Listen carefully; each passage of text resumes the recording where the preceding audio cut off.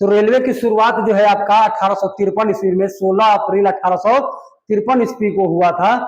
और उसी समय यानी कि लॉर्ड डलहौजी जो है कि उस समय वायसराय थे, ठीक है। यानी कि भारत का जो वायसराय था उस समय लॉर्ड डलहौजी था। लॉर्ड डलहौजी के शासन काल में ही रेलवे की शुरुआत की गई थी।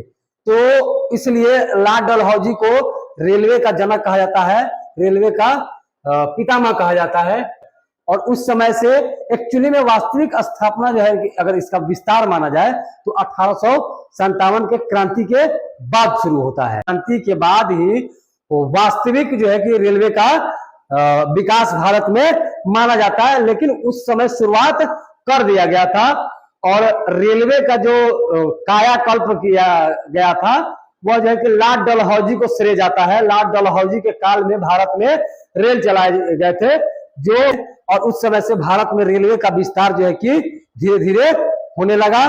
और जो है कि बाकी अन्य क्षेत्रों में, जैसे एक्चुअली में उनका उद्देश्य यही था कि किसी भी प्रकार से अपनी जो बिजनेस है, अपने जो व्यापार है, जिन्होंने अपनी व्यापारिक कोठियां स्थापित की थी, उन जगहों पर पहुंचने के लिए एक्चुअली रेलवे का उन्होंने भारत भर में जाल बिछाया था, ना कि हमारे और आप पर उपकार करने के लिए। वो और बातें हैं कि आज के दौर में हम लोग उसका इस्तेमाल जो है कि अपने लिए कर रहे हैं, ठीक है। लेकिन उनका उस समय उद्देश्य था अपना बिजनेस और व्यापार को बढ़ाना, अपना उन्नति करना।